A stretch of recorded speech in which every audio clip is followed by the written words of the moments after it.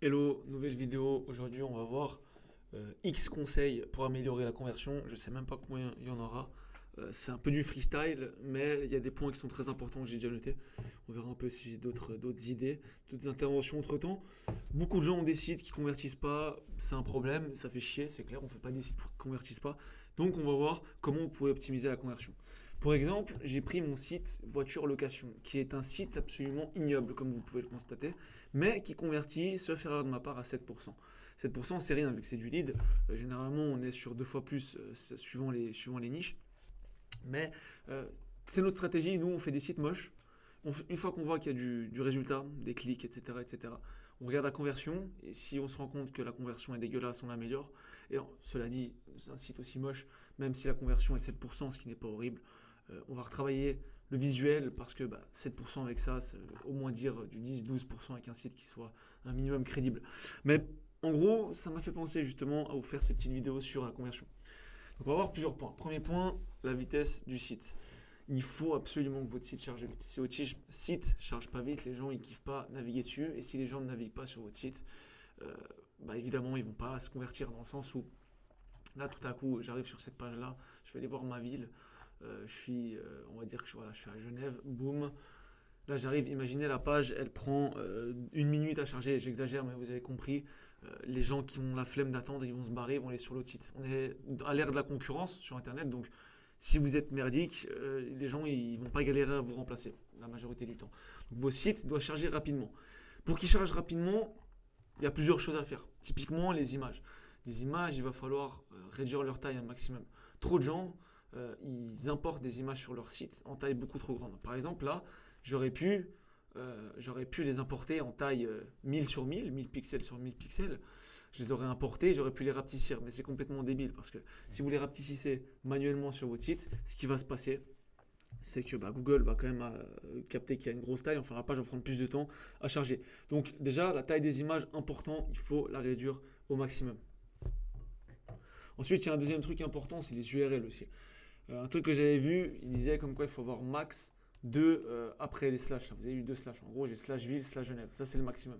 Apparemment, quand il y a trop de slash, les robots de Google galèrent, etc. Ça fait prendre plus de temps et c'est un bordel. Ensuite, pour les autres détails, je pense pas à tout maintenant. Sinon, je pourrais faire une vidéo là-dessus. Il y a beaucoup sur tout ce qui est SEO technique, donc dans le code, les blocages, etc. Ça, c'est des trucs qu'il va falloir regarder. Mais je développerai ça dans une autre vidéo de toute façon. Là, on regarde vraiment les trucs en général, quels sont les problèmes, qu'est-ce qu'il faut faire. Et ensuite, on verra comment le faire dans d'autres vidéos bien spécifiques. Deuxième point, l'orthographe. L'orthographe, quand vous avez 36 000 fautes d'orthographe sur votre site, ça donne pas envie. Moi, je dis toujours sur les marketplaces, on s'en fout. Bon, faut pas exagérer, c'est évident. Faut pas faire les débiles non plus, faut pas faire exprès.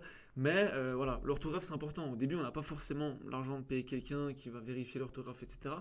Mais l'orthographe du site, ça joue quand même un rôle. Quand vous arrivez sur un site et qu'il y a une faute par ligne, c'est moins, voilà, vous avez moins confiance sur le site, d'accord. Donc là, logiquement, on fait de la marketplace, on fait du devis.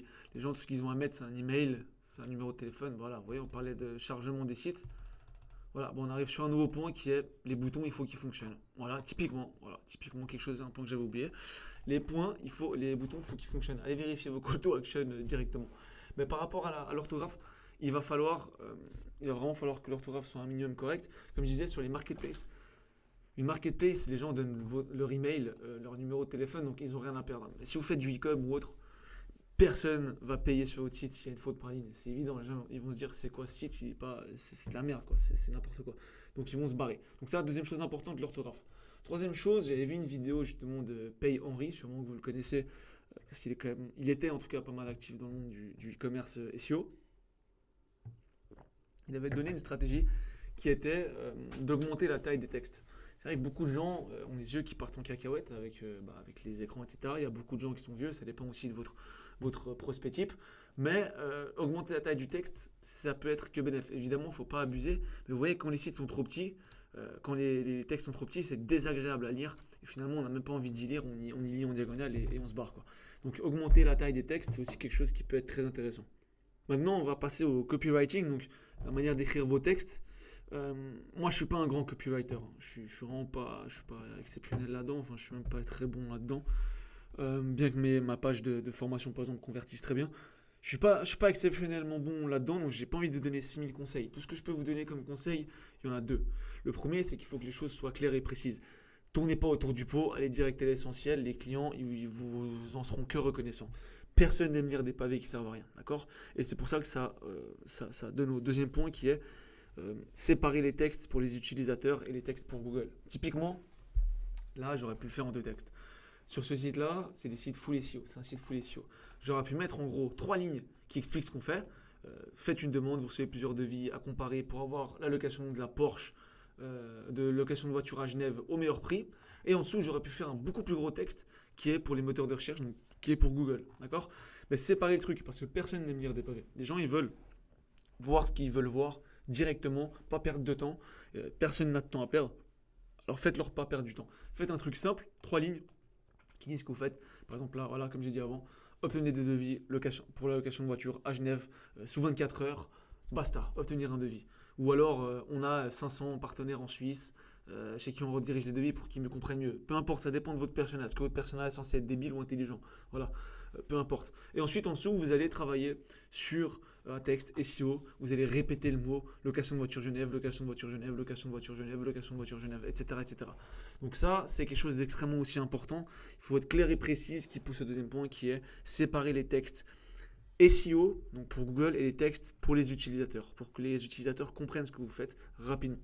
C'est tout pour cette vidéo. Je pense que je vais en faire plusieurs autres. Mais j'ai pas, voilà, ça me fait chier en fait de réfléchir pendant 35 minutes au point à traiter. Je pense que je les ferai dans des autres vidéos. Donc pour rester connecté, vous savez ce que vous devez faire. Abonnez-vous tout simplement et on se retrouve très vite. Allez, ciao.